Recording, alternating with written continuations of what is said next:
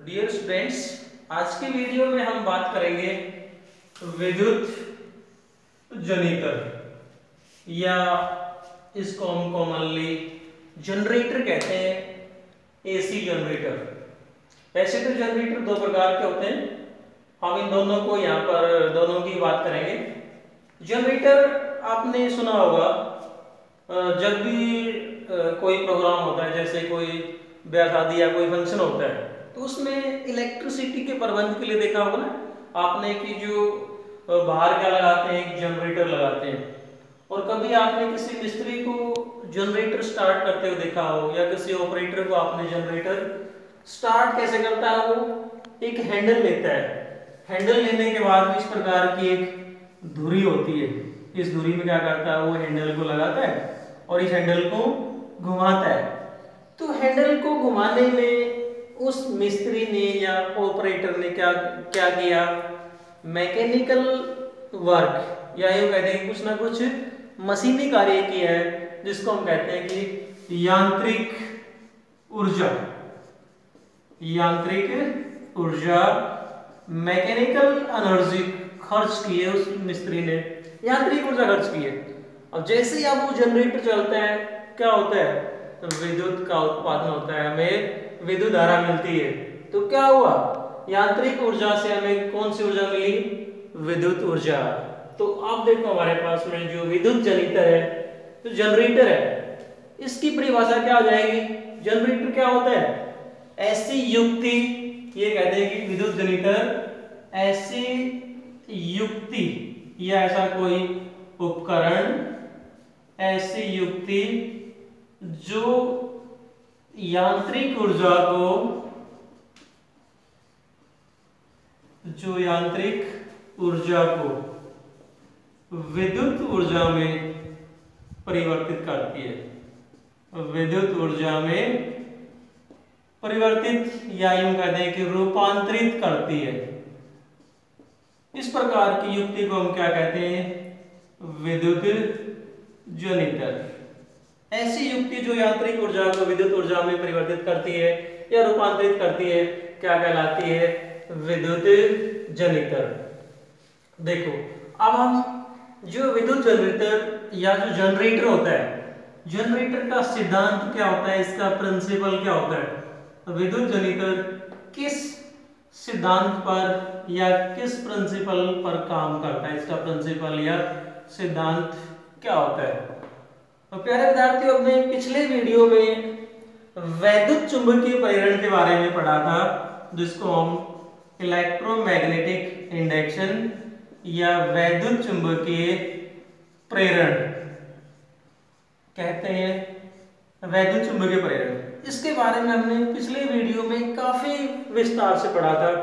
क्या होता है वैद्युत चुंबकीय प्रेरण, किसी चालक के चारों तरफ यदि हम चुंबकीय क्षेत्र में परिवर्तन करते हैं, तो उस चालक के अंदर विद्युत धारा या प्रेरित विद्युत धारा उत्पन्न हो जाती है। इसको हम क्या कहते हैं, वैद्युत चुंबकीय प्रेरण।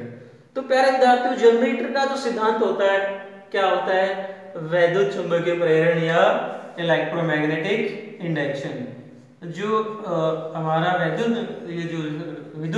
जनितर है, जनरेटर है, किस सिद्धांत पे आधारित होता है, वैद्युत चुंबकीय प्रेरण या इलेक्ट्रोमैग्नेटिक इंडक्शन। ये तो हो गया इसका सिद्धांत। अब हम इसकी बात करते हैं, इसकी जो कंस्ट्रक्शन है और जो वर्किंग है, संरचना या कार्यविधि। संरचना तथा कार्यविधि। विद्युत जनितर की संरचना और कार्यविधि को समझने के लिए हम जो हमारा पिछले वीडियो में हमने विद्युत मोटर की बात की थी, बिल्कुल विद्युत मोटर की तरह ही इसमें भी चार पार्ट होते हैं, चार भाग होते हैं इसकी संरचना के। पहला भाग जो होता है वो क्या होता है, आर्मेचर। जैसा हमने विद्युत मोटर में किया था, आर्मेचर। क्या होती है आर्मेचर, याद करो पिछले वीडियो में, मैं आपको दोबारा से बता रहा हूं। आर्मेचर क्या होती है, विद्युत रोधी तांबे के तार की आयताकार कुंडली जिसमें अनेक लपेटे होते हैं, क्या कहते हैं उसको हम, आर्मेचर। एक बार फिर से देखो, आर्मेचर की जो परिभाषा क्या होती है, विद्युत रोधी तांबे के तार के, विद्युत रोधी तांबे के तार की अनेक फेरों वाली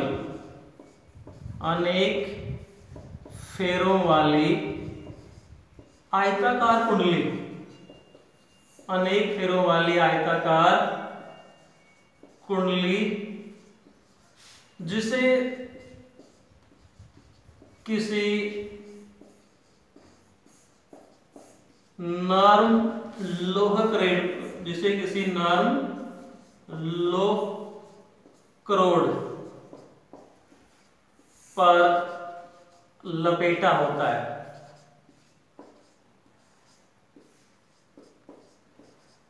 आर्मेचर कहलाती है।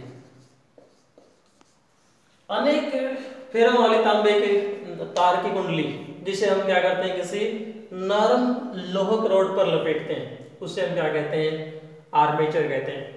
अब यहाँ हम जो मैंने डायग्राम बना रखा है, जो चित्र बना रखा है, इसमें समझाता हूँ आपको। ये जो मेरे पास में आपको जो आयताकार कुंडली जो दिखाई दे रही है, इसमें एक हमने तांबे का तार ले रखा है और तांबे के तार को लपेटा हुआ है, जिसको हमने कई बार लपेट दिया, तो क्या कहते हैं इसको, अनेक फेरों वाली कुंडली।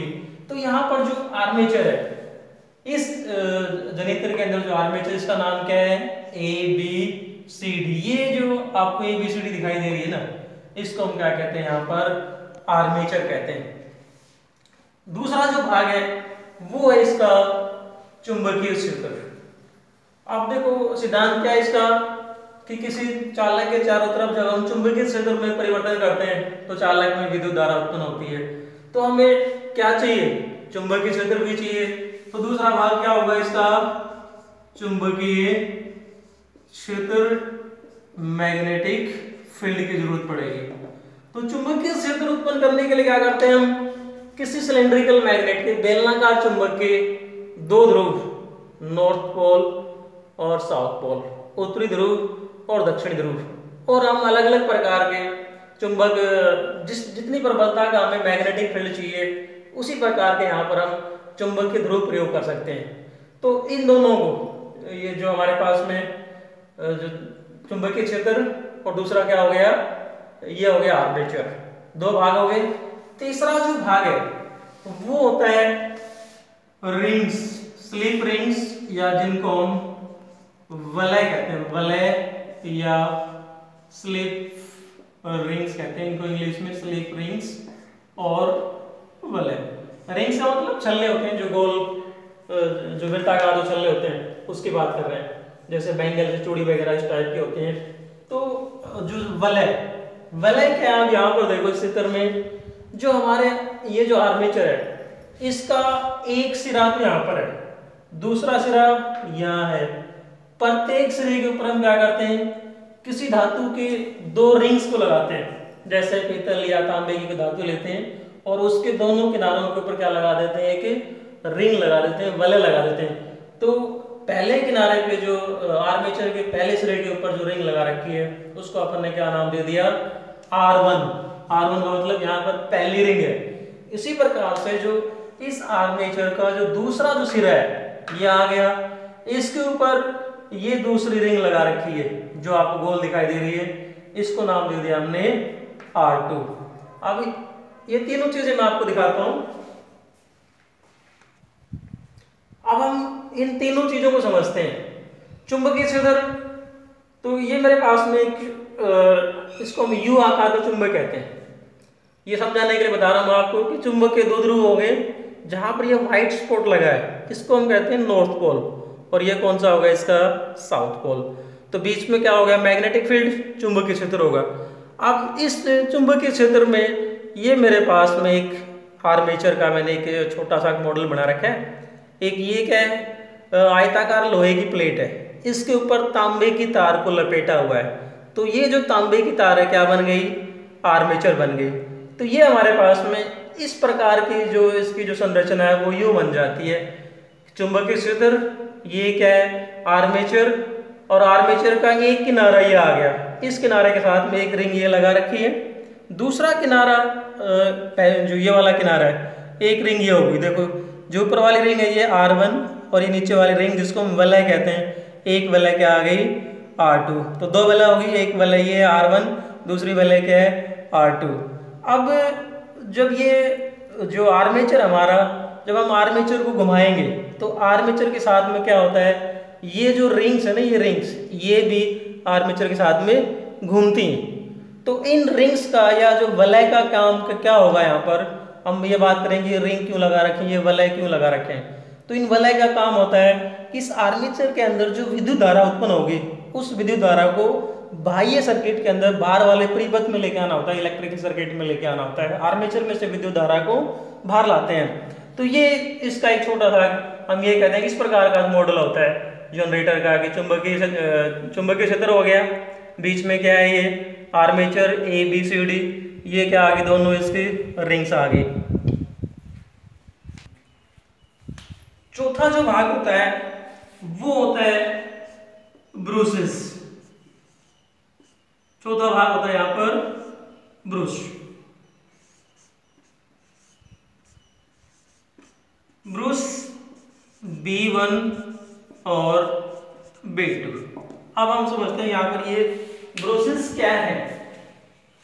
जैसा अभी मैंने आपको दिखाया था कि ये जो रिंग R1 है और ये क्या है R2, इन रिंग्स के साथ में बाहर ये कहते हैं कि किसी फ्लेक्सिबल लचीली धातु या ये कहते हैं कि कार्बन के दो ब्रूस लगा रखे हैं। और ये जो ब्रूस होते हैं ना, ये क्या होते हैं स्थायी होते हैं, ब्रूस स्थायी परमानेंट होते हैं, यहाँ पर ये स्टेबल होते हैं। यूं कहते हैं कि जब ये रिंग्स जब रोटेट करती है तो ये ब्रूस अपनी जगह पे यहीं का यहीं रहेगा। देखो रिंग यूं रोटेट करेंगी और ये जो ब्रूस है ये अपनी जगह रहता है, इसलिए इसको क्या कहते हैं स्थायी चुंबक। दोनों ब्रूस यहीं के यहीं इनके साथ में टच करते हुए जो रिंग्स हैं वो इस प्रकार से घूमती हैं, लेकिन ब्रूस यहीं का यहीं रहता है। तो क्या होगा, इस रिंग में जो विद्युत धारा आएगी वो पहले किसमें जाएगी, ब्रूस में, ब्रूस से इस एक्सटर्नल सर्किट में आती है। तो ब्रूस का काम क्या होगा यहाँ पर, अगर हम ये बात करेंगे ब्रूस का काम क्या है कि जब ये जो आर्मेचर हमारा घूमता है तो आर्मेचर के अंदर क्या होगी, विद्युत धारा उत्पन्न होगी। आर्मेचर से किस में आएगी, रिंग्स में आएगी, वलय में आएगी, वलय में से किस में आएगी, ब्रूस में, और ब्रूस से जो हमारा एक्सटर्नल सर्किट है उसमें आती है। यहाँ पर ये जो मैंने जो G लगा रखा है, इस G का मतलब गैल्वेनोमीटर से है, जो विद्युत धारा को मापने के लिए, या हम और कोई उपकरण जैसे हमें बल्ब जलाना है, पंखा चलाना है, वो कोई भी चीज यहाँ पर हम लगा सकते हैं एक्सटर्नल सर्किट में। तो यहाँ तो गैल्वेनोमीटर जो लगा रखा है वो किस लिए लगा रखा है, विद्युत धारा को मापने के लिए। तो ये है इसकी संरचना, जिसकी कंस्ट्रक्शन है, चार पार्ट हो गए, आर्मेचर ABCD, चुंबकीय क्षेत्र नॉर्थ पोल और साउथ पोल का प्रयोग करके चुंबकीय क्षेत्र को उत्पन्न करेंगे।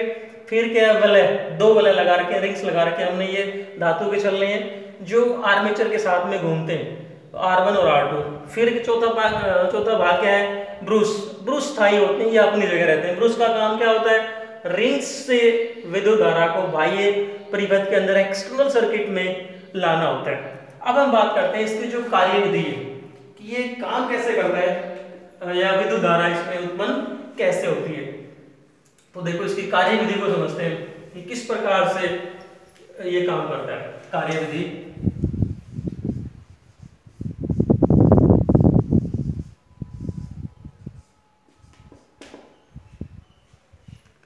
कार्यविधि को समझने के लिए हम यहां आते हैं, जो हमारी आर्मेचर ABCD है। देखो जैसा मैंने आपको शुरू में बताया था कि जनरेटर को या विद्युत जनरेटर को ऑपरेट करने के लिए मिस्त्री क्या करता है कि धुरी को घुमाता है। तो वो धुरी क्या है, ये जो आर्मेचर है इसके साथ में एक धुरी लगी होती है। जब हम उस धुरी को घुमाते हैं तो क्या होगा, ये आर्मेचर ABCD भी क्या करती है, घूर्णन करती है। जैसे ही हम धुरी को घुमाएंगे आर्मेचर ABCD घूमने लगती है, घूर्णन करती है। मान लेता हूं कि अब इस यहां पर जो है आर्मेचर ABCD इस प्रकार से रखी हुई है कि ये हमारा AB है, ये CD है और इधर क्या है, चुंबकीय क्षेत्र है। अब हम जब इसको घूर्णन करवाते हैं, गति करवाते हैं इस आर्मेचर को, तो मैं मान लेता हूं कि जो ए बी है वो ऊपर की तरफ आ रहा है और सी डी नीचे की तरफ आएगा।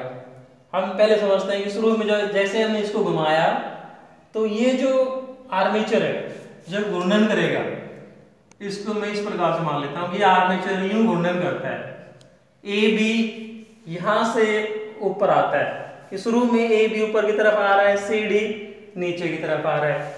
तो क्या होगा, जैसे ही हम इस आर्मेचर को घुमाएंगे तो आर्मेचर के साथ में जो चुंबकीय क्षेत्र है उसमें भी क्या आएगा, परिवर्तन आएगा। कैसे परिवर्तन आएगा, देखो मैं इसको समझाता हूं आपको कि आर्मेचर को घुमाने के बाद में देखो हम जैसे ही इस चुंबकीय क्षेत्र के अंदर, ये नॉर्थ पोल और ये साउथ पोल, इसके अंदर जब अपन मैग्नेटिक फील्ड लाइन चुंबकीय क्षेत्र रेखाओं की बात करते हैं तो वो होती है नॉर्थ से साउथ की तरफ। अब अगर हम ये कहते हैं कि ये जो हमारा आर्मेचर है ये इस प्रकार से रखा हुआ है, तो आर्मेचर को हमने यूं रखा है, इसका मतलब क्या होगा, पूरी की पूरी चुंबकीय क्षेत्र रेखाएं इस आर्मेचर में से गुजर रही है। जैसे इसको हम यूं घुमाते जाएंगे इस आर्मेचर में से जो पास होने वाली चुंबकीय क्षेत्र रेखाएं उनकी संख्या कम होती जाएगी। जैसे ये इस प्रकार से आर्मेचर इस पोजीशन से इस पोजीशन में आ जाएगा, सारी सारी मैग्नेटिक फील्ड लाइन इसके प्लेन के पैरेलल हो जाते हैं, चुंबकीय क्षेत्र क्या होगा, कम हो जाएगा। फिर आर्मेचर आगे घूमेगा, इसके अंदर जो मैग्नेटिक फील्ड लाइन चुंबकीय क्षेत्र रेखाएं जो पास होती हैं वो बढ़ती जाएंगी। इसका मतलब क्या हुआ कि जब हम इस आर्मेचर को घुमाते हैं तो घुमाने के बाद में क्या होगा, इसके चारों तरफ जो चुंबकीय क्षेत्र है उसमें परिवर्तन आता है। जैसे ही किसी चालक के चारों तरफ चुंबकीय क्षेत्र में परिवर्तन होता है तो चालक के अंदर क्या आती है, विद्युत धारा उत्पन्न होती है, जिसको हम क्या कहते हैं, इलेक्ट्रोमैग्नेटिक इंडक्शन या वैद्युत चुंबकीय प्रेरण। तो वैद्युत चुंबकीय प्रेरण के कारण से क्या होगा, इस आर्मेचर के अंदर विद्युत धारा उत्पन्न होगी।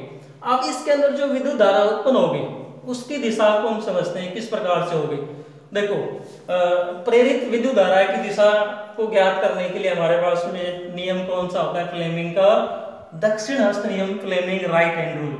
यहाँ पर हम फ्लेमिंग का राइट हैंड रूल कैसे लगाएंगे, तो फर्स्ट फिंगर है वो किधर होनी चाहिए, चुंबकीय क्षेत्र की दिशा में, अंगूठा क्या बताएगा, चालक की दिशा में। तो ये जो फिंगर है ये क्या बताती है, हमारी प्रेरित विद्युत धारा की दिशा। अब देखो यहाँ पर मैं ये कह रहा हूँ कि ए बी को हम ऊपर की तरफ ला रहे हैं, तो जो मेरा अंगूठा है वो किधर आ गया, ऊपर की तरफ। और जो इसमें यूं कहते हैं, यहाँ पर यूं समझ लो कि ए बी यूं आ रहा है, तो हम ये कह सकते हैं कि जो ए बी तो बाहर की तरफ आ रहा है, चुंबकीय क्षेत्र इस दिशा में है, तो इस ए बी के अंदर जो विद्युत धारा उत्पन्न होगी वो मेरी इस जो मध्य उंगली है इस दिशा में उत्पन्न होगी, जो हमने फ्लेमिंग का दक्षिण हस्त नियम लगाया कि चालक की दिशा, चुंबकीय क्षेत्र और प्रेरित विद्युत धारा। तो हम ये कह सकते हैं कि इस चालक के अंदर जो विद्युत धारा होगी वो, या आर्मेचर के अंदर विद्युत धारा ए से बी की तरफ, बी से सी और सी से डी, डी से सीधा किस में आएगी, R2 में, R2 से ब्रूस B2 में, B2 से ब्रूस B1 में, B1 से जो रिंग है, रिंग से वापस AB में आ जाएगी। तो इस प्रकार से एक बार विद्युत धारा उत्पन्न हो गई। अब आधे घूर्णन के बाद में हम ये कहते हैं कि आधे घूर्णन के बाद में, आधे रोटेशन के बाद क्या होगा, यहां पर ए बी की जगह क्या आएगा, सी डी। जब ये घूम जाएगा तो ए बी इधर आ जाएगा, ए बी इधर आएगा और यहाँ पर क्या होगा, सी डी। यहाँ पर देखो यूं घूमते हुए सी डी आ जाएगा। अब सी डी में विद्युत धारा की दिशा ऊपर से नीचे की तरफ होगी और ए बी में आ जाएगी उल्टी।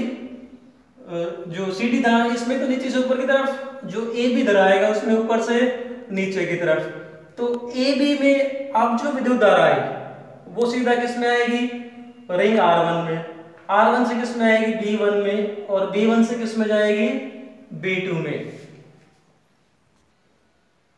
तो इस प्रकार से क्या होगा, इसके अंदर आधे घूर्णन में हमने देखा कि पहले विद्युत धारा आई B2 से B1 की तरफ, फिर आधे घूर्णन के बाद में जब यहाँ पर AB की जगह यहाँ पर क्या आ जाएगा, घूमता हुआ CD आ जाएगा, तो विद्युत धारा किधर जाएगी, B1 से B2 की तरफ।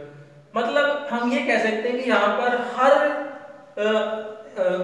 आधे घूर्णन के बाद में या यूं कहते हैं कि हर एक निश्चित अंतराल के बाद में जो विद्युत धारा की जो दिशा है उसकी जो पोलैरिटी है, उसकी जो ध्रुवता है वो परिवर्तित हो रही है। तो हम इसको यूं कह सकते हैं कि एक बार मान लो हमारे पास में विद्युत धारा इस दिशा में आती है, फिर अगली बार इसके विपरीत दिशा में आएगी, फिर इस दिशा में आएगी और फिर इस दिशा में आएगी। तो इस प्रकार की जो विद्युत धारा होती है कि एक बार B1 से B2, फिर B2 से B1, इस प्रकार की विद्युत धारा को हम क्या कहते हैं? प्रत्यावर्ती विद्युत धारा। इसको हम बोलते हैं प्रत्यावर्ती विद्युत धारा जनितर, विद्युत धारा जनितर, या ये कहते हैं कि AC जनरेटर, ये कहलाता है AC जनरेटर या प्रत्यावर्ती विद्युत धारा जनितर कहलाता है। तो प्रत्यावर्ती में क्या होता है? एक बार पॉजिटिव साइकिल, फिर नेगेटिव साइकिल, फिर पॉजिटिव, फिर नेगेटिव। तो डियर स्टूडेंट्स, ये तो हो गया हमारा AC जनरेटर, प्रत्यावर्ती विद्युत धारा।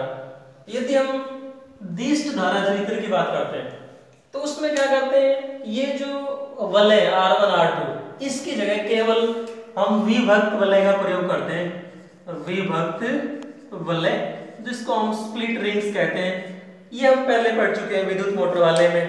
तो विभक्त वलय के कारण क्या होगा? विद्युत धारा की जो दिशा होगी वो सिर्फ एक ही दिशा में, जो हमें विद्युत धारा मिलेगी वो एक ही दिशा में आएगी, इसलिए उसको क्या कहते हैं? दिष्ट धारा जनित्र कहते हैं। तो ये था हमारे पास में टॉपिक AC जनरेटर। प्यारे विद्यार्थियों, बहुत इंपॉर्टेंट टॉपिक है, हर साल एग्जाम में विद्युत जनित्र और विद्युत मोटर में से एक टॉपिक आता रहता है, तो इसको ध्यान से करना। Thanks and keep on watching.